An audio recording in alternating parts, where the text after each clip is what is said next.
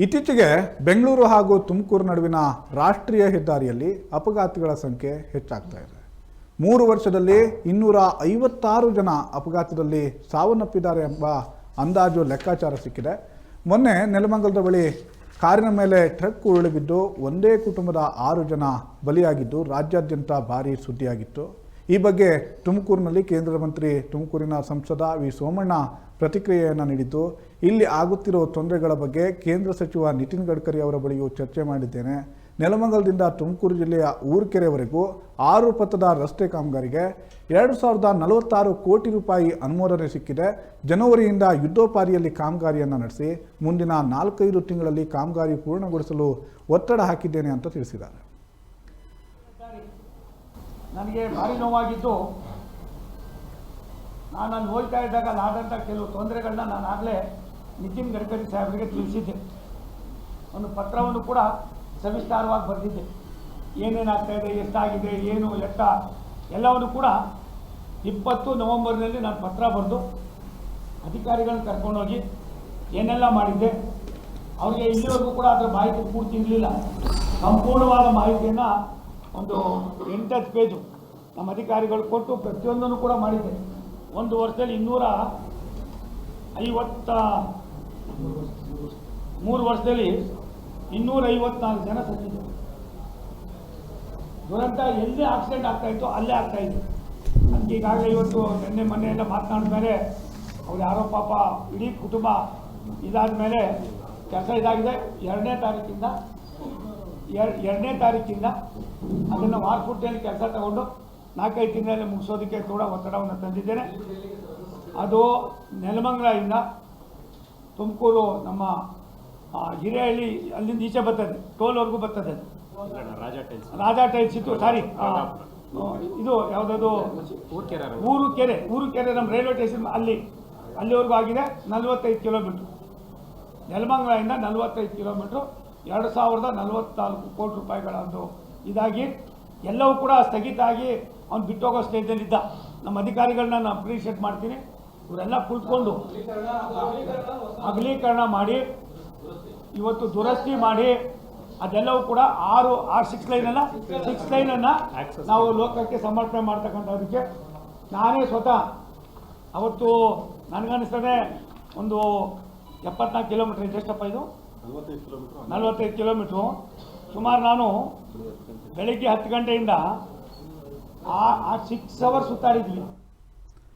Madam, ಇದು ಅತ್ಯಂತ ಅಗತ್ಯ ಇದ್ದಂಥ ಒಂದು ಕಾಮಗಾರಿ ಮೇಡಮ್. ಯಾಕಂದರೆ ತುಮಕೂರಿನಿಂದ ನಾವು ಈಗ ಬೆಂಗಳೂರಿಗೆ ಹೋಗ್ಬೇಕಂದ್ರೆ ಕೇವಲ 70 ಕಿಲೋಮೀಟ್ರ್ ಇದ್ದರೂ ಕೂಡ ಸಿಕ್ಕಾಪಟ್ಟೆ ಸಮಯ ತಗೊತಿತ್ತು. ಅದರಲ್ಲೂ ಕೂಡ ಈ ಸೋಮವಾರ ಬೆಳಗ್ಗೆ ಅಥವಾ ರಜೆ ಮುಗಿದ ಮಾರನೇ ದಿವಸ ಬೆಳಗ್ಗೆ ಇರ್ಬೋದು, ಸಾಯಂಕಾಲದ ಹೊತ್ತಿರ್ಬೋದು, ಸಿಕ್ಕಾಪಟ್ಟೆ ಟ್ರಾಫಿಕ್ ಇರ್ತಿತ್ತು. ಹೀಗಾಗಿ ಜನರು ಸಾಕಷ್ಟು ಸಮಸ್ಯೆ ಅನುಭವಿಸ್ತಿದ್ರು. ಅಪಘಾತಗಳ ಸಂಖ್ಯೆ ಹೆಚ್ಚಾಗ್ತಾ ಇತ್ತು. ಸೋಮಣ್ಣ ಅವರು ಒಂದು ರೀತಿಯಾಗಿ ವಾಹನ ಸವಾರರಿಗೆ, ಅದರಲ್ಲೂ ತುಮಕೂರು ಜನರಿಗೆ ಒಂದು ಒಳ್ಳೆ ಸುದ್ದಿ ಕೊಟ್ಟಿದ್ದಾರೆ ಅನ್ನುವಂಥದ್ದು. ಹರ್ಷ, ಇನ್ನೊಂದು ವಿಚಾರ, ಸೋಮಣ್ಣವ್ರ ವಿಚಾರದಲ್ಲಿ ನಾವು ಇದನ್ನು ಒಪ್ಕೊಳ್ಳೇಬೇಕು. ಅವರು ಆಯಿತು, ಅವ್ರು ನಮ್ಮ ಕ್ಷೇತ್ರದವ್ರು ಅಲ್ದಲೇ ಇರ್ಬೋದು, ಆದರೆ ಅವರು ಒಬ್ಬರು ಸಂಸದರಾಗಿ ಸೆಂಟ್ರಲ್ ಮಿನಿಸ್ಟರ್ ಆಗಿ ಏನೆಲ್ಲ ಅನುದಾನಗಳನ್ನು ತರೋಕ್ಕೆ ದಾರಿ ಇದೆಯೋ ಅದು ಎಲ್ಲವುದನ್ನು ಯೂಸ್ ಮಾಡಿಕೊಂಡು ಅವರು ತುಂಬ ಅನುದಾನಗಳನ್ನು ತಂದು ಕ್ಷೇತ್ರನ ಡೆವಲಪ್ಮೆಂಟ್ ಮಾಡ್ತಿರೋ ಸತ್ಯನ ನಾವು ಒಪ್ಕೊಳ್ಳೇಬೇಕು. ಆಯಿತಾ? ಹಾಂ, ಇಲ್ಲೂ ಮುಂಚೆ ಇದ್ದರು MP ಗಳು ಇದ್ದರು, ಇದೇ ಇವ್ರ ಪಕ್ಷದಲ್ಲೇ ಇದ್ದರು.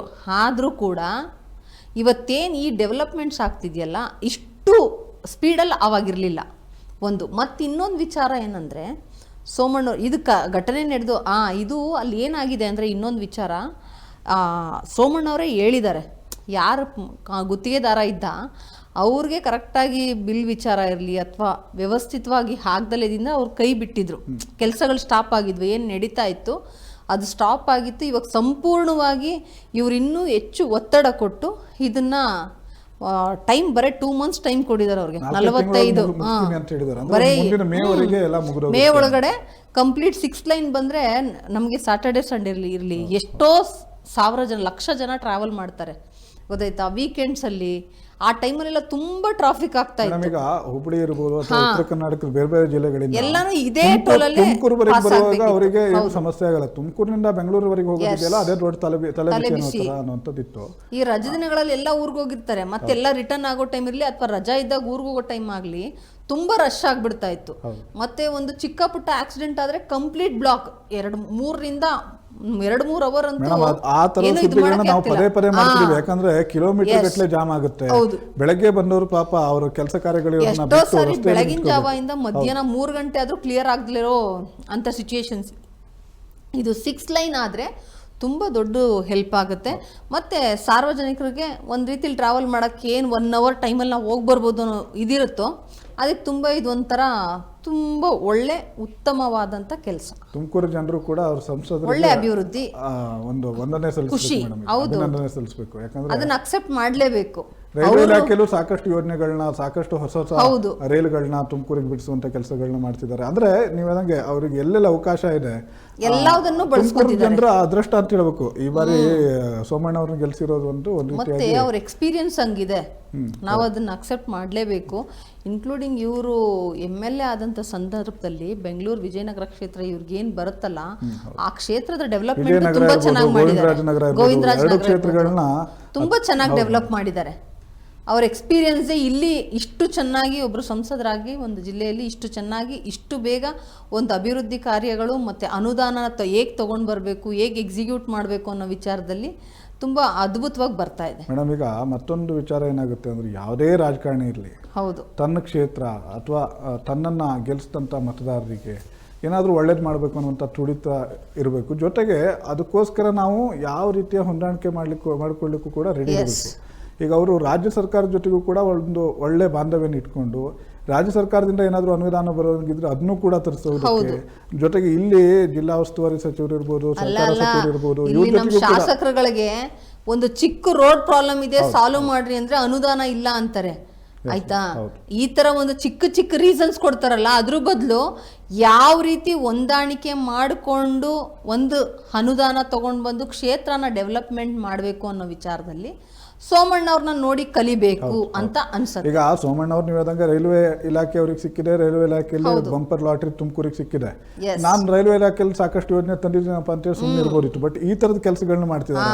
ಗೆದ್ದು ಬಂದ ತಕ್ಷಣ ಕೊಬ್ಬರಿ ಏನು ಕನಿಷ್ಠ ಬೆಲೆ ಆ ಕನಿಷ್ಠ ಬೆಂಬಲ ಬೆಲೆ ಸೆಂಟ್ರಲ್ ಗೌರ್ಮೆಂಟ್ ಕಡೆಯಿಂದ ಒಬ್ಬ ಸಂಸದರಾಗಿ ಜಿಲ್ಲೆಗೆ ಏನೆಲ್ಲ ತಗೊಂಡ್ ಬರೋ ಸಾಧ್ಯತೆಗಳಿದೆ ಆ ಎಲ್ಲಾ ಸಾಧ್ಯತೆಗಳನ್ನು ಸೋಮಣ್ಣ ಅವರು ಪ್ರಯತ್ನ ಮೀರಿ ಮಾಡ್ತಾ ಇದ್ದಾರೆ.